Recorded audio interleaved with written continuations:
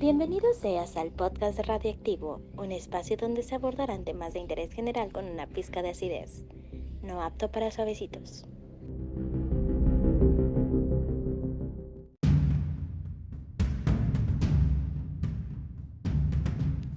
Los que temen a la locura que emana del caos citadino y anhelan la tranquilidad de la vida campestre es porque no conocen el terror que se esconde en las rancherías perdidas de la mano de Dios, en las que la ignorancia siembra su semilla y fatalidad. Carnicerías y asesinos seriales crecen sin control en los llanos, en las laderas de los ríos, se ocultan en los bosques, esperan en la nieve. Una de estas historias, quizá la más truculenta y poco conocida que haya ocurrido en México, sucedió en el norte, cuando aún tenía la peculiaridad de ser un territorio indómito, e incluye vampirismo, fraude, orgías y asesinatos al por mayor.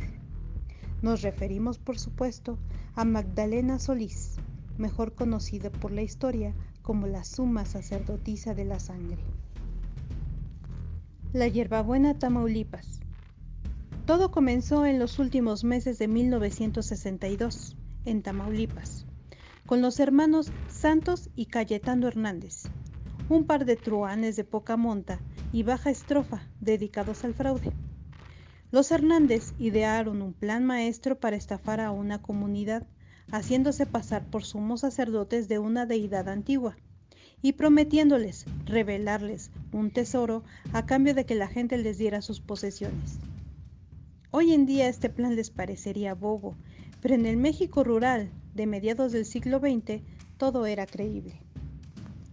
Los Hernández eligieron la ranchería de la Hierbabuena, Tamaulipas, para poner a prueba su estafa. Llegaron como extraños al pueblo y delante de los 50 habitantes del pueblito afirmaron ser los emisarios de los dioses incas y que a cambio de pagos de tributos les entregarían los tesoros que estaban ocultos en las montañas desde hacía milenios. Y a los que dudaran de la palabra los castigarían de formas que solo los dioses antiguos conocen. ¿Qué iban a saber los analfabetas habitantes de la Hierbabuena sobre la cultura peruana si no conocían más allá de sus tierras?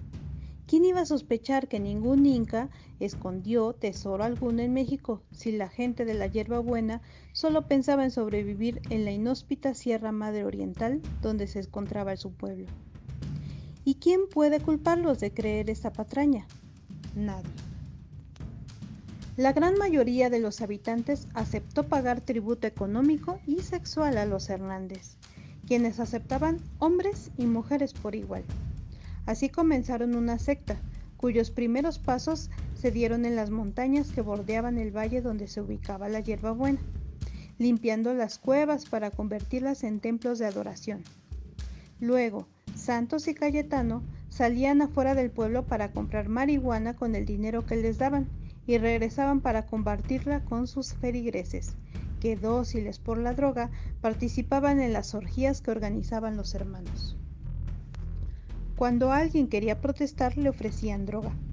Si alguien no estaba de acuerdo con tener sexo, ellos explicaban que era la única forma de mantener su cuerpo puro y limpio para los dioses.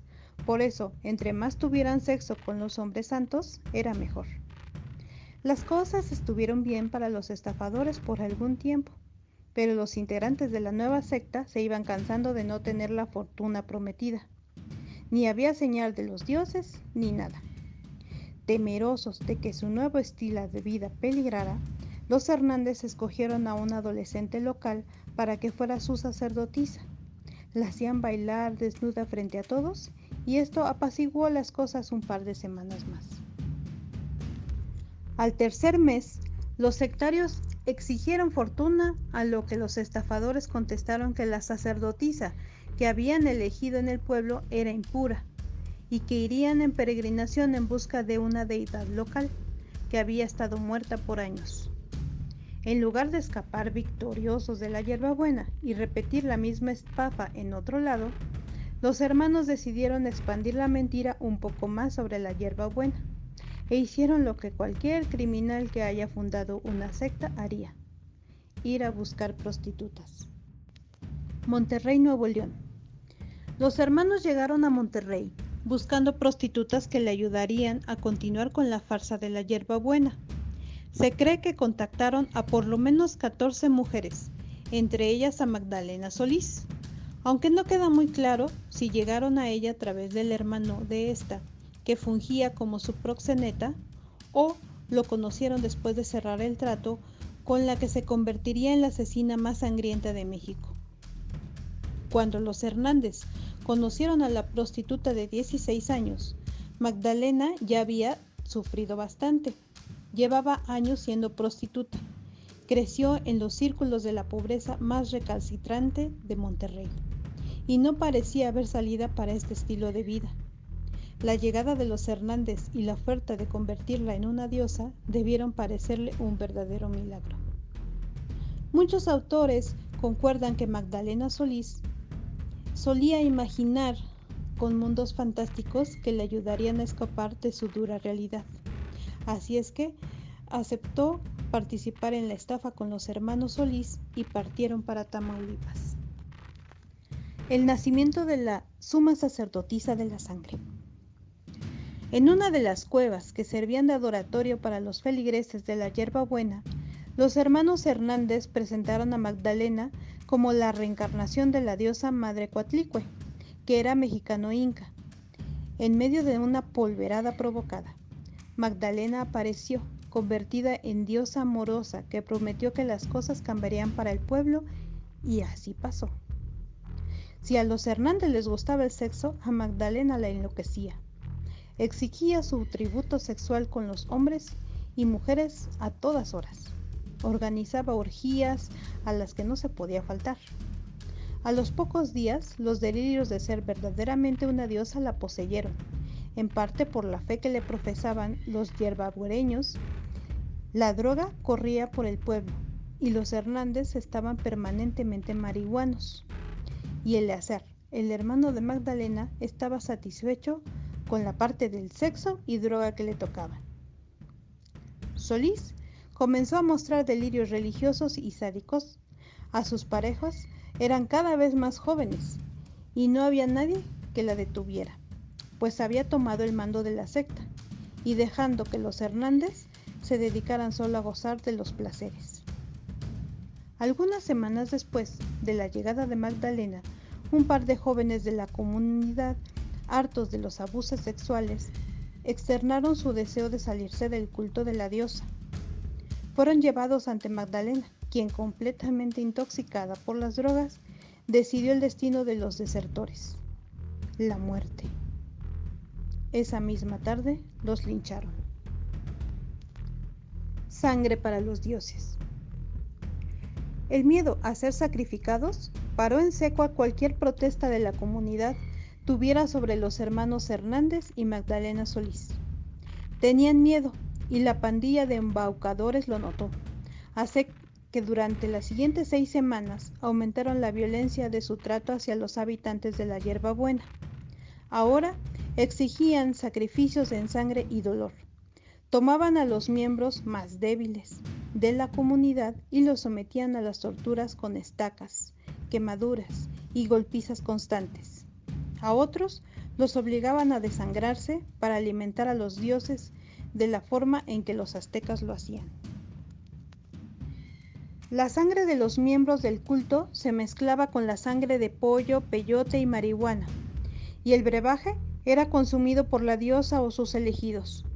Las visiones provocadas por la droga hicieron pensar a los miembros del grupo que realmente daba poderes y la adoración a la diosa aumentó.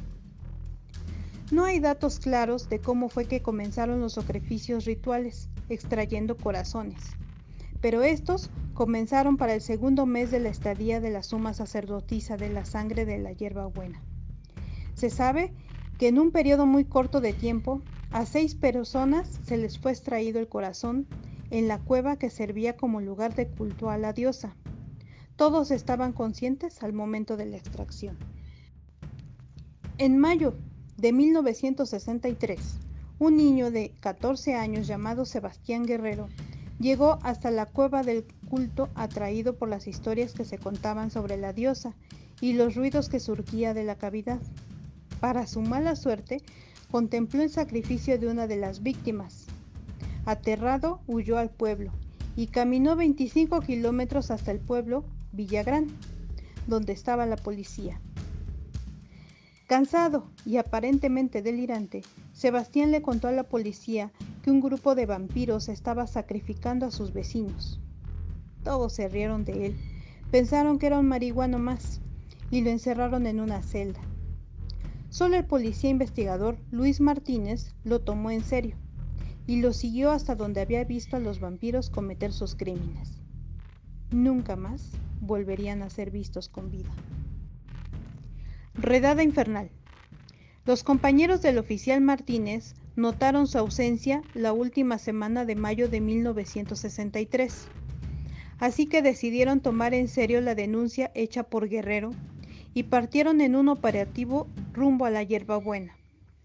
No fue una redada fácil, dado que los miembros del culto se habían atrincherado y estaban armados.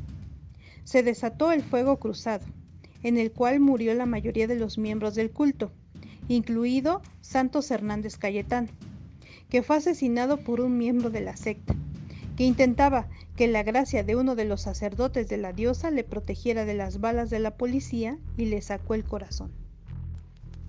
Magdalena y Eleazar escaparon del tiroteo, pero fueron encontrados poco después ocultos en una granja cercana en posesión de una gran cantidad de marihuana, y los cuerpos descuartizados del oficial Martínez y del niño Sebastián Guerrero.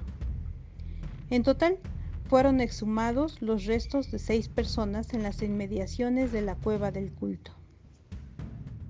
Magdalena y Eleazar Solís fueron condenados a 50 años de prisión por tan solo 2 homicidios, los de Guerrero y Martínez. No se les pudo comprobar su participación en los otros 6 asesinatos porque todos los miembros del culto detenidos se negaron a declarar.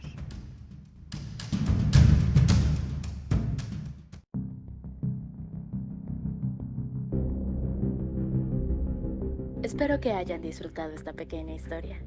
Nos despedimos no sin antes recordarles que coman frutas y verduras.